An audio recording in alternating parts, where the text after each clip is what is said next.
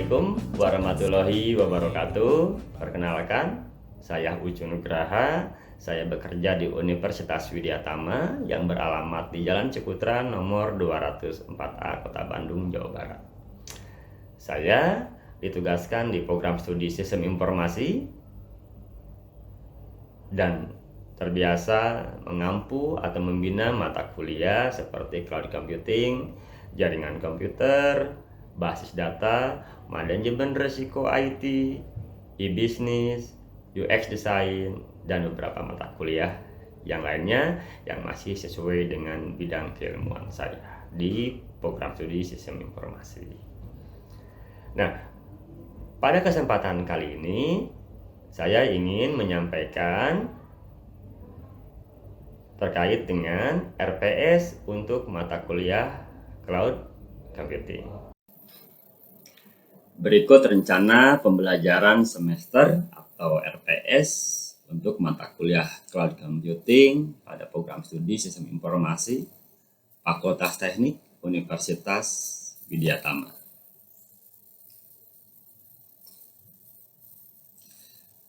Mata kuliah Cloud Computing memiliki kode 117101002.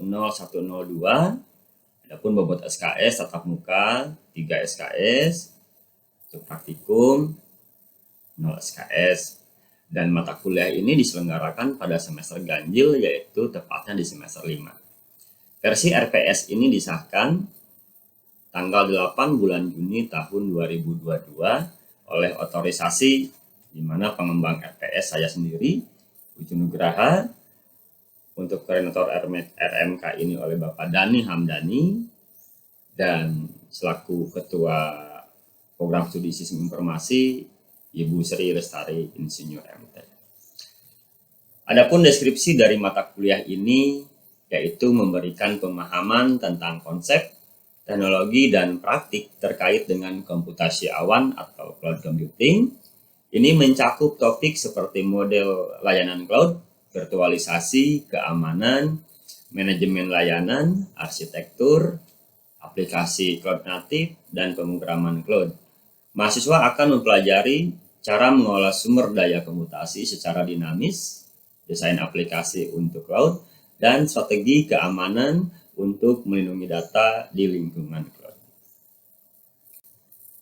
Untuk capaian pembelajaran program studi atau disebut dengan CPL, pada mata kuliah ini ada 4 CPL. 1. Menunjukkan sikap taat hukum dan disiplin dalam kehidupan bermasyarakat dan bernegara, serta bertanggung jawab atas pekerjaan di bidang keahliannya secara mandiri.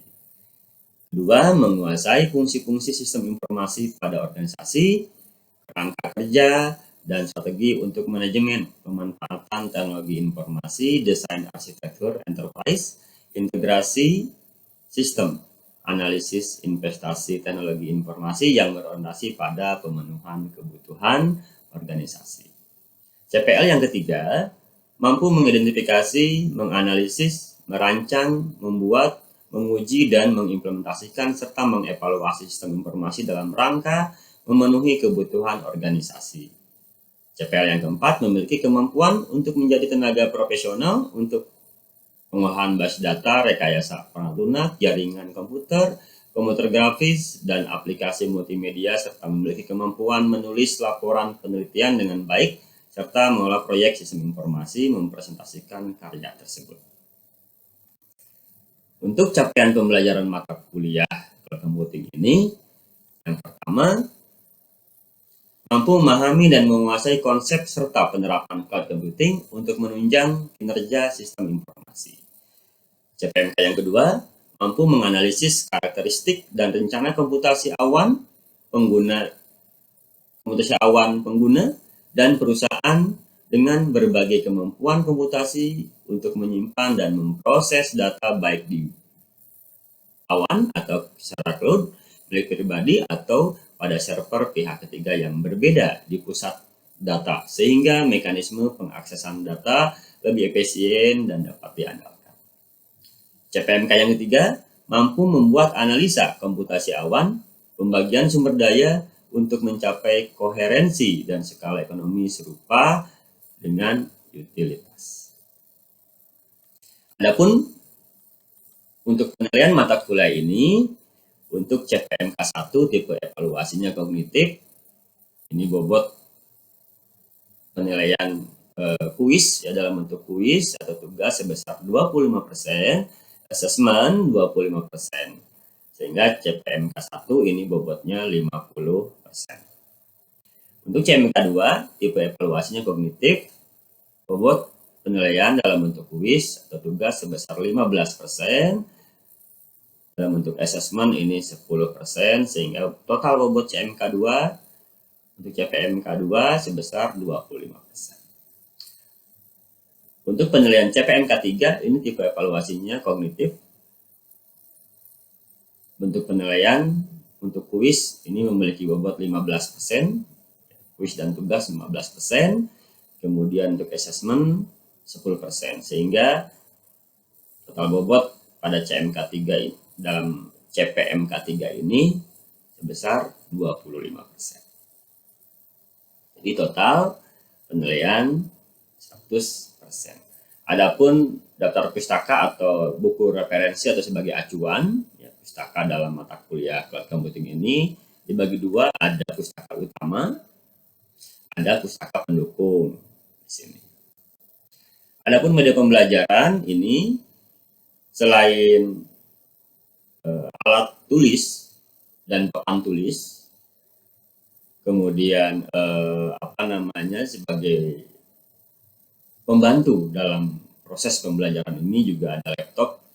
Kemudian adapun software yang digunakan untuk membantu mengimplementasikan mata kuliah cloud computing ini, diantaranya ada virtual machineWare ya, atau sering dikenal dengan VMware, kemudian Google App Engine, dan Microsoft Azure Application Service. Kebetulan di Universitas Widyatama ini sudah menjadi member Microsoft, sehingga mahasiswa maupun dosen bisa langsung registrasi, bisa langsung mengimplementasikan menggunakan Microsoft Azure secara free. Seperti itu. Kemudian juga sama untuk Google Apps-nya juga sama, sehingga inilah alasan kenapa media pembelajaran selain tadi alat tulis, laptop, komputer, juga dibantu dengan software berikut ini. Adapun tim teaching, saya sendiri, Uci Nugraha. Kemudian mata kuliah prasat dari mata kuliah cloud computing ini adalah mata kuliah jaringan komputer.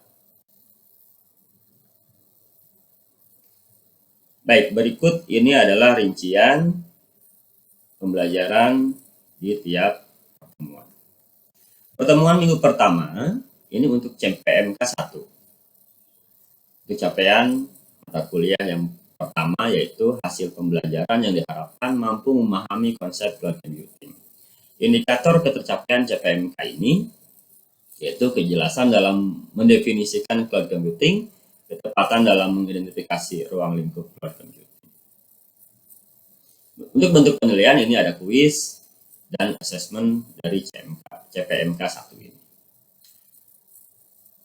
Materi pembelajaran untuk CPMK 1 pada pertemuan pertama ini, pertama adanya pendahuluan yaitu berisi konsep dasar cloud computing, evolusi cloud, memahami cloud computing, cara kerja cloud computing, risiko cloud computing, dan syarat cloud computing. Untuk metode pembelajaran ini adalah contextual interaction dan small discussion. Pengalaman pembelajaran dalam bentuk tatap muka. Dan mata kuliah cloud computing ini dilaksanakan ada kelas secara luring dan ada kelas secara daring.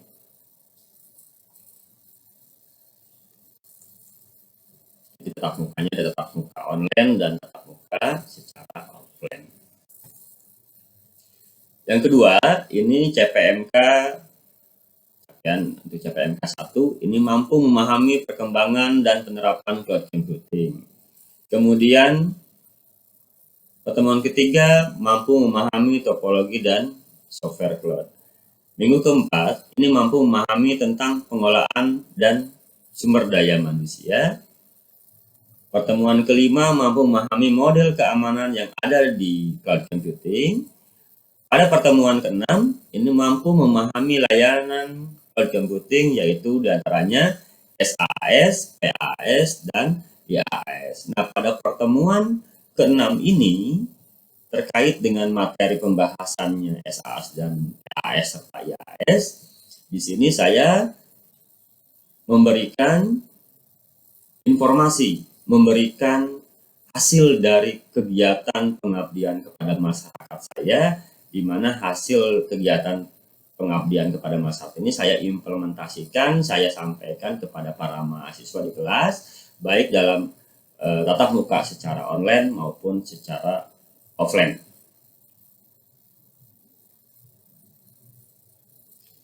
Kemudian di pertemuan ketujuh, ini ada CPMK 1 mampu memahami utility dan web service. Di pertemuan 8 dilaksanakannya UTS dan assessment CPMK 1. Kemudian di pertemuan berikutnya, pertemuan 9 CPMK 2, ini mampu memahami tentang penerapan cloud computing pada aplikasi e-commerce. Kemudian di pertemuan 10, mampu mengerti dan memahami manajemen service, proses, dan integrated network yang mendukung layanan cloud computing. Di pertemuan 11, mampu mengerti dan memahami tentang peluang dan tantangan dari cloud computing. Di pertemuan 12, mampu mengerti dan memahami tentang penerapan virtualisasi dan cloud computing. Pertemuan ke-13, mampu mengerti dan memahami tentang penerapan aplikasi on cloud pada penerapan cloud computing. Dan pertemuan ke-14, ini mahasiswa mampu mengerti dan memahami tentang penerapan cloud computing dan strategi teknologi informasi di era modern. Pertemuan terakhir, di pertemuan 15, ini mahasiswa mampu mengerti dan memahami tentang penerapan cloud computing, mobile backend as a service. Dan ke-16, ini dilaksanakannya ujian akhir semester untuk asesmen pada CPMK 2 dan CPMK 3. Adapun di sini terakhir adanya rubrik penilaian yang kami susun. Ini nampak di sini capaian pembelajaran mata kuliah untuk CPMK 1, CPMK 2, dan CPMK 3. Di sini deskripsi perilaku yang dinilai itu sangat kurang, cukup baik, sangat baik, cukup istimewa, dan istimewa. Untuk sangat kurang ini nilainya E, kurang itu D, untuk cukup C, cukup baik B min, baik B, sangat baik B plus, cukup istimewa ini A min, dan A adalah istimewa. Itu nilai yang akan disampaikan atau diberikan kepada mahasiswa dalam capaian pembelajaran mata kuliah cloud computing ini. Baik, sekian pemaparan dari RPS untuk mata kuliah cloud computing di program studi Sistem Informasi Fakultas Teknik Universitas Widyatama. Berikut video pembelajaran di kelas secara luring untuk mata kuliah cloud computing. Selamat menonton. Oke, baik, selamat sore semuanya. Ya, Assalamualaikum warahmatullahi wabarakatuh. Waalaikumsalam warahmatullahi wabarakatuh. Oke, baik, pada pertemuan kali ini di mata kuliah cloud computing kita akan bahas terkait dengan jenis-jenis layanan cloud computing. Ya. Nah, di sini ada 3 jenis layanan cloud computing itu, dan diharapkan nanti Anda ya setelah selesai belajar pokok bahasa layanan cloud, diantaranya ada SAS, PAS, dan IaaS, ya, itu diharapkan Anda mampu menjelaskan kembali apa itu layanan cloud SAS atau software as a service. Anda pun bisa menjelaskan kembali apa itu PAS, apa itu platform as a service, dan bisa kembali menjelaskan IaaS. after as service. Ya. Selain Anda bisa menjelaskan kembali, Anda pun harus memahaminya. Ya. Setelah memahami, Anda bisa mengimplementasikannya. Nah, ini alasannya kenapa pada pertemuan kali ini kita di laboratorium komputer. Coba nanti kita setelah beberapa hal saya sampaikan, Anda bisa langsung mengimplementasikannya di komputer yang ada di sini. Ya, gitu. Oke. Nah, apa itu SaaS? SaaS itu kalau kita lihat di sini ya, ada email, CRM. Apa itu CRM? Customer Relationship Management. CRM. Kolaboratif, ada ERP, Enterprise Resource Planning. Nah, apa itu? Ya, jadi fungsinya SaaS ini adalah suatu layanan software. Siapa yang membuat softwarenya? Yang membuat softwarenya adalah vendor atau pengembang. Namun software di sini tidak perlu Anda install di komputer Anda masing-masing. Tidak perlu. Karena ini layanannya adalah cloud. Seperti yang sudah kita bahas ya di awal-awal bahwa cloud computing itu adalah sistem komputerisasi di mana kita tidak harus memiliki servernya, ya, tidak harus memikirkan juga security-nya, maintenance-nya, ya. Karena semua sudah dilakukan, dikerjakan oleh penyedia cloud itu sendiri. Contohnya apa? Seperti Google Drive, ya, seperti hanya email. Anda punya email dengan domainnya Gmail, ya, gmail.com. Anda nggak perlu kan harus menginstall aplikasi emailnya, ya. Cukup Anda mengakses browser dengan browser yang ada, ketikkan gmail.com, kemudian Anda login dengan akun Anda, maka Anda sudah bisa masuk ke halaman email. Dan si email itu nggak perlu Anda install, si email itu. Syaratnya adalah terhubung dengan internet. Jadi dengan adanya internet dan layanan SaaS ini, Anda bisa mengoperasikan email, membuka email, atau Anda membuka Google Drive Anda, ya, dimanapun, kapanpun Anda berada. Yang penting kuncinya adalah ada akses internet. Dan nanti produk-produk SaaS itu banyak, ya, kita lihat. Nah, ini sedikit teorinya, ya, penjelasan dari beberapa referensi itu menjelaskan bahwa SaaS itu adalah layanan cloud berupa software untuk pelanggan yang disediakan oleh cloud provider atau vendor. Cloud provider itu adalah pihak yang memberikan layanan secara cloud. Kalau di Google Drive, siapa providernya? Google. Ya. Dalam Google itu kan dikenal dengan Google Workspace. Ketika Anda masuk di situ kan Anda bisa mengoperasikan apa? Google Sheet, ya. Nggak perlu ada install seperti hanya Microsoft zaman dulu, gitu. Google Sheet itu seperti Excel-nya Excel-nya Google. Ya. Anda bisa di sana mengoperasikannya langsung yang mungkin terkoneksi ke internet dan Anda memiliki akun Gmail. Dimanapun Anda membukanya, mengaksesnya itu bisa dilakukan tanpa harus pada device yang Anda miliki. Gitu. Anda pindah komputer dan di laptop tetap bisa. Maaf ya maksudnya. Oke. Nah, ini ya layanan SaaS yang populer di kalangan sekarang. Ada yang disebut dengan Google Workspace. Ada juga disebut Salesforce. Ini alamatnya di salesforce.com. Oke. Nanti setelah ini Anda langsung bisa praktek, ya, mengoperasikan komputer yang ada di hadapan Anda. Kemudian juga ada Microsoft 365. Nah, Microsoft 365 ini sudah berbasis cloud. gitu. Tidak perlu diinstal, ya, tidak perlu diinstal di komputer Anda masing-masing seperti yang lama-lama. Gitu. Ini cukup Anda masuk ke alamat microsoft.com/microsoft-36. Tinggal login, bisa mengoperasikan di dalamnya. Sama ada Excel-nya, ada Word, ada PowerPoint, ya. Bahkan ada Outlook.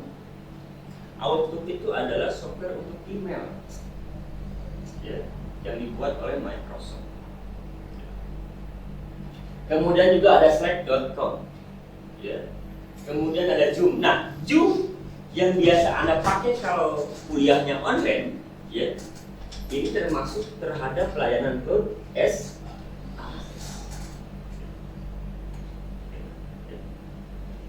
kemudian juga ada Dropbox, ada HubSpot, ya, Shopify, kemudian ada juga Adobe. Anda pernah mendesain dengan Adobe Photoshop? Nah, Adobe Photoshop sudah ada yang cloud. Jadi seperti halnya Canva, tahu Canva? Nah, Canva itu juga sama, secara cloud, ya kan? Nggak harus Anda install di komputer Anda. Yang penting ada internet, ada browsernya, sudah bisa dikerjakan. Ada Trello, ya, ada DocuSign, ada Zendesk, ada Asana. Nah, Asana.com. Kemudian ada ServiceNow. Nah, ini layanan emailnya dari SRS, email dari Google, ya. Kalau dari Microsoft ada Microsoft Outlook. Ada Proton, mungkin Anda asing ya, belum pernah pakai, ya. Nanti silakan Anda coba. Kemudian ada Fastmail. Kemudian untuk yang suka nih main-main konten di media sosial, ya. Untuk memanage-nya juga ada ini hotsuite.com, ada buffer.com. Nah, ini ada Canva yang sering Anda gunakan untuk buat konten biasanya, ya. Di IG. Bahkan ada juga yang membuat slide presentasi menggunakan Canva, gitu, ya. Nah, ini layanan SAS. Nah, keuntungan SAS apa? Tidak ada lisensi. Nggak ada lisensi, tapi harus bayar. Contoh Google Drive, bayar nggak? Bayar kalau Anda melebihi dari 15 GB, bayar. Karena Google memberikan space free itu sebesar 15 GB. Setelah itu harus berbayar. Nggak cukup kan 15 GB untuk sekarang. Tanpa lisensi. Dulu kan kalau Anda install software kan harus ada lisensinya, ya, sampai Anda mencari tracknya gitu. Nah, ini enggak, tanpa lisensi tapi harus bayar di sini artinya ketika ada pengembangan, gitu. Kayak Google Drive, setelah Anda butuh kapasitas lebih dari 15 GB harus bayar. Sama yang lainnya juga, ada yang sisi free-nya, bahkan ada sisi trial-nya, tapi setelah itu Anda harus bayar. Nah, jadi disesuaikan dengan kebutuhan bisnis biasanya. Nah, selanjutnya apa? PaaS. Apa itu tadi? Nah, PaaS ini ibaratnya itu ketika Anda mau nginap di hotel. Ibaratnya nih, ya. Ibaratnya Anda menyewa kamar hotel. Ketika Anda menyewa kamar hotel kan Anda nggak pernah memikirkan ini siapa sih yang nyuci spraynya, pernah kan? Ya kan? Bagaimana cara nyucinya? Nggak pernah dipikirkan. Kemudian bagaimana sistem security-nya, keamanannya, kebersihannya, bagaimana cara melakukannya? Nggak perlu memikirkan itu. Kita bayar, check in langsung nginap di sana, ya kan? Semua dilayani oleh pihak hotel. Nah, PaaS pun seperti itu kalau dianalogikan dalam sewa kamar di hotel. Paham ya? Itu analoginya seperti itu. Nah, jadi PaaS itu adalah layanan cloud berupa seperangkat platform yang merupakan gabungan dari database, ada file, ya, file system, ada web server, network, dan peralatan lainnya. Yang tadi saya bilang, kalau ada analogikan seperti ini. seperti kita menyewa sebuah kamar. Nah, seperti apa implementasinya? Ya, nanti kita lihat. Nah, PAS pada umumnya memiliki infrastruktur ini. Yang pertama, PAS adalah berupa alat pengembangan berbasis browser internet. Jadi, Anda bisa melakukan pekerjaan, contoh membuat program. Ya, Anda tidak perlu menginstall. Contoh Anda akan menggunakan program Python, tidak perlu diinstall karena Google sudah menyediakan platformnya menggunakan browser, tapi harus koneksi ke internet. Kemudian skalabilitas, akses kontrol, security, dan web service lain. Apa itu skalabilitas? Skalabilitas itu artinya kita bisa menyesuaikan dengan kebutuhan. Misalkan kalau bisnis kita hanya butuh memori 2 GB, ya kita bayar 2 GB. Ketika turun, jadi kemudian turun nih, ya udah kita sewanya hanya 1. Jadi konsepnya enggak kita harus nyewa 10 GB, tapi yang terpakai cuma 2 GB, 5 GB mubazir gitu. Di sini enggak disesuaikan dengan kebutuhan, itu yang namanya skalabilitas. Kemudian juga integrasi yang mudah dengan aplikasi lain selama platformnya yang sah. Contoh nanti ya kita bisa menggunakan menginstall di dalam layanan platform ini Power BI misalnya. Hasil olahan data di Power BI yang terinstal di dalam platform ini juga kita bisa hubungkan dengan Power BI yang terdapat di device kita. Ya. Jadi sinkron. Sama dengan gini, Anda punya data di Excel. Excelnya Excel produk Microsoft. Oke. Produk Microsoft. Nah, Anda buka dengan Google Sheet. Pernah mencoba kan? Nyambung nggak? Bisa kan kebuka dengan Google Sheet seperti itu. Bahkan dari Google Sheet kita download menjadi Excel. Nah, itu maksud dari integrasi yang mudah dengan aplikasi lain selama platform yang sama. Kemudian tersedia konektor untuk terhubung dengan sistem di luar cloud. Ada konektor. Ya. Walaupun yang satu di dalam cloud, yang satu di luar cloud. Nah, ini contoh layanan. Ada Google Apps Engine. Ya. Kemudian juga ada Microsoft Azure. Jadi yang dikenal ini ya dua ini raksasa banget. Tapi ini tuh udah kalah, ya. Hanya ini kurang familiar. Ya. Tapi di luar sana, ya ini banyak yang menggunakan dari layanan Amazon Web Service. Tapi di kita yang sering dikenal ada Google, ya, Microsoft, ada Heroku. Kemudian ada SAP Cloud Platform, Oracle Cloud Platform, IBM Foundry. Nah, namun ini semua yang tadi ya, ini Anda harus bisa coding, gitu. Contoh kita akan membuat program dengan Python, berarti Anda harus ngerti Python, ya, gitu. Tapi jangan takut. Bagi kita, bagi masyarakat yang punya bisnis, tapi menginginkan suatu aplikasi, namun SDM-nya tidak memiliki kemampuan untuk membuat program dengan bahasa pemrograman tertentu, ada yang ramah coding, ya, tanpa coding. Ini, ada AppSheet, ada Microsoft Power Apps, ada Bubble. Ini tanpa coding, tapi kita bisa membuat aplikasi. Nah, saya buktikan ya, secara real di lapangan, ya.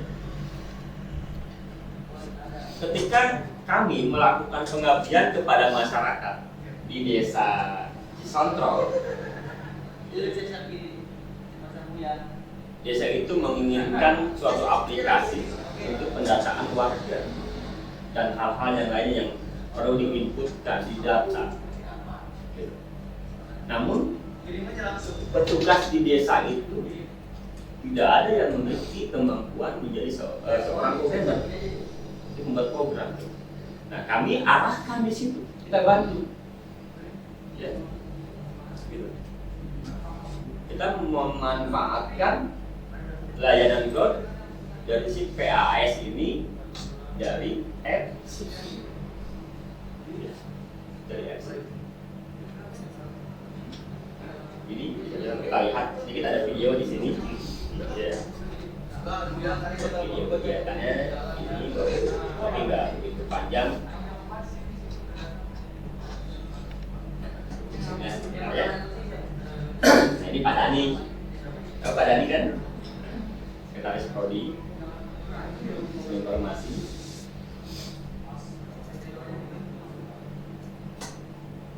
Oke. Jadi kita masuk ini di area kantor desanya. Sebelum ada di C16 gitu. Itu ada saya tuh. Saya diterima oleh Bapak Anton selaku Kaur Tata Usaha dan Umum. Di sini kita buatkan waktu itu, kita cek, ternyata mereka merasa terbantu dengan dibuatkannya suatu sistem aplikasi, ya aplikasi dari app. Yang penting terkoneksi ke internet. Padahal para petugas di desa itu nggak ada yang mahir membuat program, tidak ada. Ya, disebut.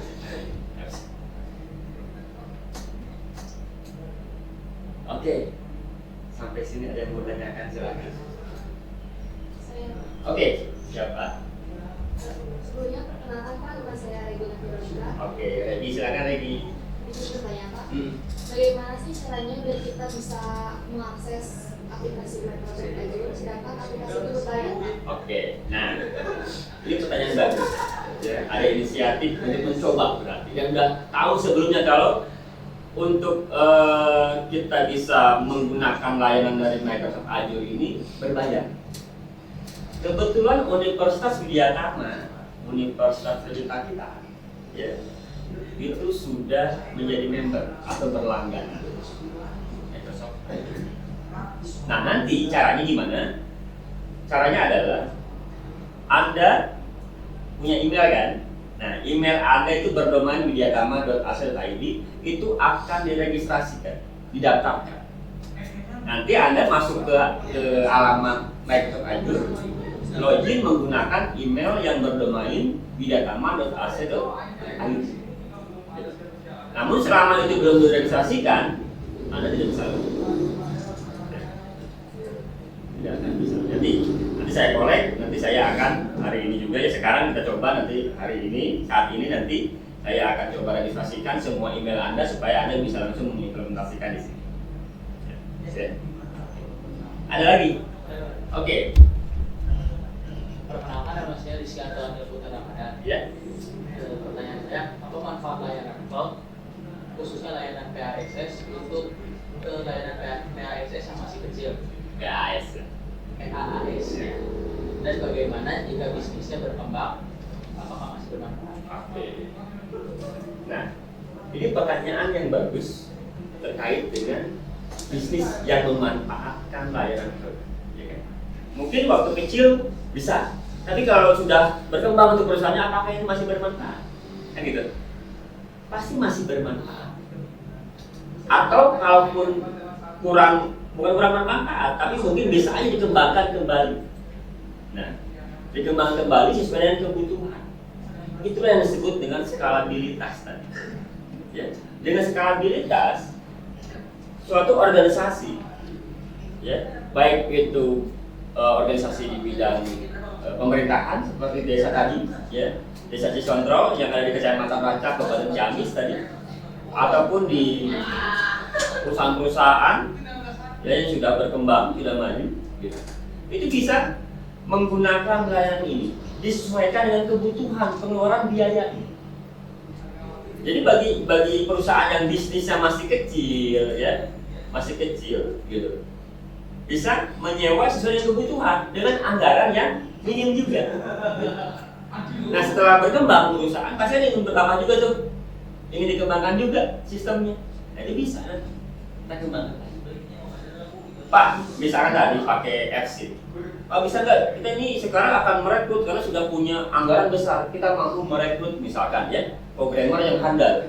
Oh bisa, gitu. Nanti dari sini data dari AppSheet ini bisa diintegrasikan ke platform yang tadi. Misalkan dengan Google tadi ya, produk Google, gitu. Atau mungkin dengan Microsoft Azure di situ bisa. Jadi emang kelebihan dari layanan cloud ini adalah memiliki skalabilitas. Ya, jadi di awal investasinya disesuaikan dengan kebutuhan. Kalau butuhnya 2 itu ya kita nyewa 2. Jadi si pemberi layanan cloud itu juga memberikan layanan sesuai dengan kebutuhan mitranya nanti. Ya. Sama dengan pulsa telepon, ya kan? Anda cuma cukup mungkin sebulan teleponan cukup 50.000, ya udah beli pulsanya 50.000 gitu, ya, gitu. Nanti suatu saat Anda banyak relasi, sering teleponan, ya silakan Anda naikkan pulsanya yang 50.000, tapi bisa ya 100.000. Oke, bisa dipahami ya.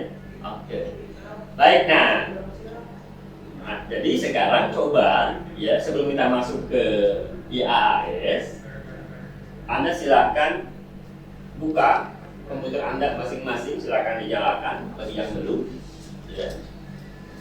Bagi yang belum untuk mencoba beberapa layanan cloud yang tadi, baik yang SaaS maupun yang PaaS. Ya, silakan dicoba. Sebelum kita lanjut.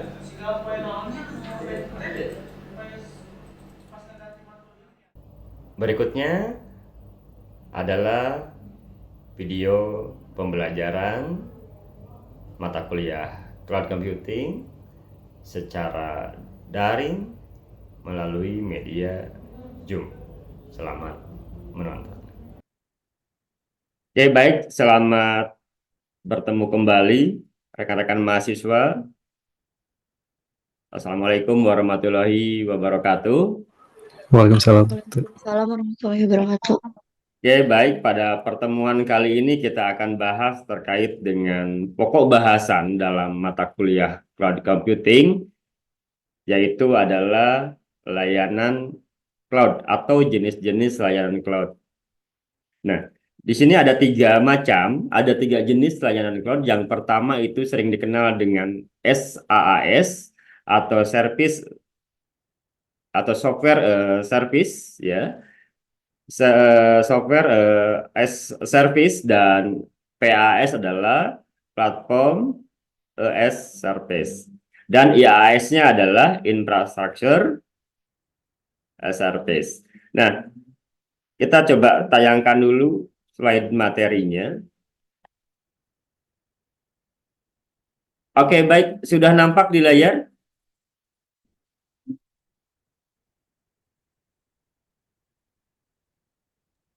Ya, sudah Pak. Sudah ya, oke. Kalau saya slideshow, apakah sudah nampak?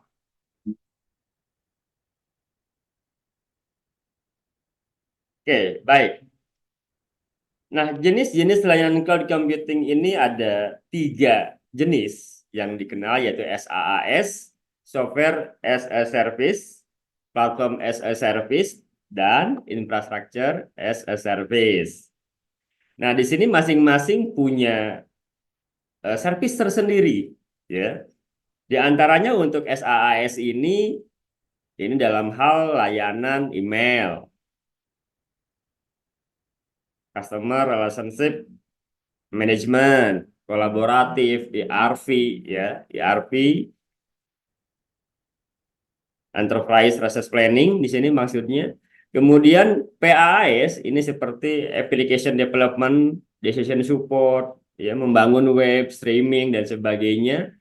Nah, sedangkan IaaS ini diantaranya dia terkait dengan jaringan, terkait dengan security, sistem manajemen, ya, caching, dan sebagainya. Baik, nah coba kita gali satu persatu. Namun nanti diharapkan setelah selesai belajar mata kuliah pada pertemuan kali ini dengan pokok pembahasan 3 layanan cloud ini, diharapkan Anda akan memahami berbagai macam layanan yang disediakan oleh beberapa vendor yang ada di dunia sekarang saat ini, ya. Di mana salah satunya nanti itu sudah biasa Anda kenal, yaitu dari produknya Google dan Microsoft gitu. Namun selain dari Google dan Microsoft juga banyak yang lainnya, nanti kita coba gali satu persatu. Nah, kemudian nanti diharapkan setelah selesai belajar pertemuan kali ini, Anda diharapkan selain memahami juga mampu mengimplementasikan, ya, mampu mengimplementasikan dengan berbagai macam layanan yang ada, dengan berbagai macam kasus, ya, yang bisa Anda implementasikan pada layanan tersebut, yang bisa dimanfaatkan di lingkungan masyarakat, di lingkungan perusahaan, industri, ya, baik di bidang pendidikan, jasa, dan sebagainya. Nah, itu yang diharapkan nanti setelah belajar pertemuan pada kali ini. Sekian video pembelajaran mata kuliah Cloud Computing, baik yang diselenggarakan secara daring ataupun secara luring. Mohon maaf jika ada kesalahan, kekeliruan